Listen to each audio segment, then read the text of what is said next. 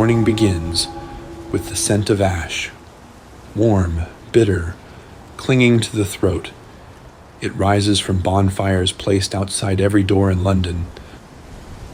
The year is 1665, or perhaps 1348. Time blurs, but the ritual remains the same. Fire, they believe, purifies the air, but the city is quiet, too quiet, for a place once full of life.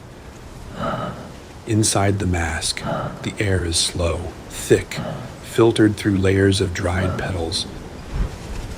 This is not just a costume, it is a fortress. Outside, the unseen enemy waits. Inside, a man tries to breathe without dying. A cane taps against the stones, measured, steady. It is not a symbol of authority, it is a tool of distance. To check a pulse without touching skin, to lift a sheet from a body, to warn the living to step back. The silhouette is terrifying, but it was designed for logic, not fear.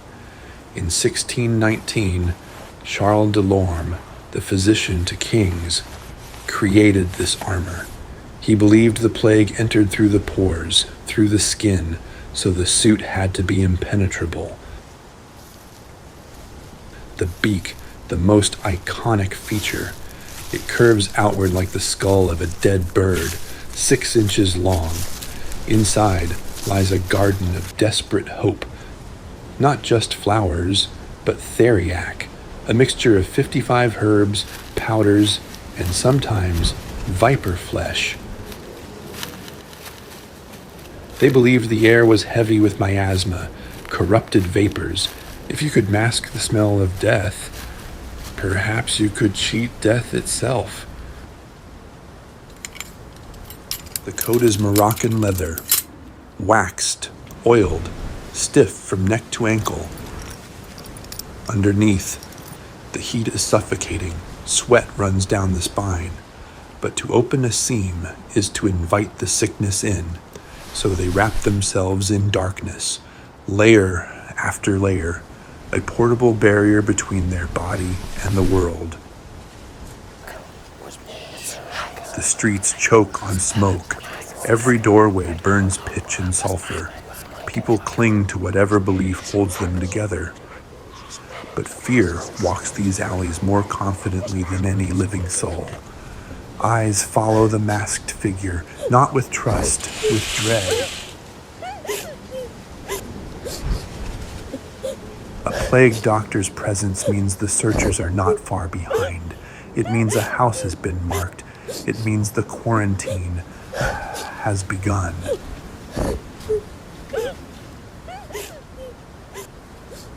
No one yet understands the real source. They blame the stars. They blame the fog. They do not see the fleas, the rats, the quiet chain of death scuttling beneath their feet. Science has not yet caught up to the tragedy, so they look to the mask for salvation. Despite the uniform, many were not true physicians. Some were second-rate doctors, some were young, looking to make a name. Others were fruit sellers before the plague struck. The city hired them when the real doctors fled. Plague doctors were not there to cure. There was no cure. Their duty was simpler, darker, to count, to record the deaths in the public logs, to witness the last will and testament of the dying. They were the accountants of the apocalypse. Page after page records names that soon mean nothing. In Venice, in Milan, in London, the numbers rise too fast.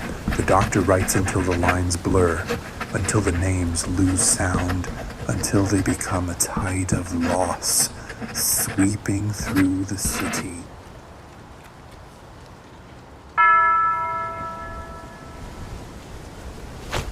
The day ends with the same stillness it began. The suit is peeled away, piece by piece. Each layer carries the phantom touch of every room visited, every plea ignored. It is heavy with memory, heavier with doubt.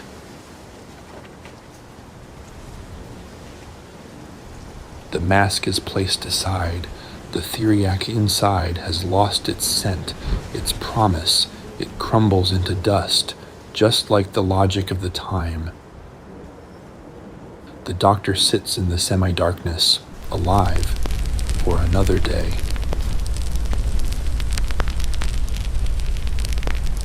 He knows mortality better than most, not as a story, not as a lesson, but as a companion walking beside every step. In the end, the mask was only leather, the beak only a hollow shell, but the silence behind them.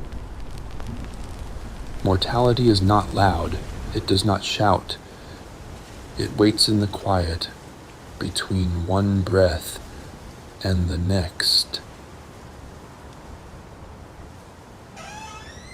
When the door finally closes behind him, the silence becomes a pressure of its own. The suit is heavy, but the burden beneath it is heavier still. Names fill his ledger rows of ink tracing the shape of a city in collapse. He writes them carefully, even when his hands shake. Not because he can save them, he knows he cannot, but because it feels wrong to let them vanish without being seen. Fatigue settles deep in his bones, a tiredness that sleep cannot soften. He walks the streets each day knowing he will not change the ending. He enters each house knowing his presence offers no miracle. Every life he records becomes a quiet wound he carries home. And in the stillness of the night, that weight grows louder than any scream he ever heard in the streets. There is no one to speak to, no voice to share the burden. People avoid him in the daylight, a figure wrapped in leather and death. And when the suit is gone, the silence remains. Loneliness becomes a second skin, clinging even tighter than the mask itself.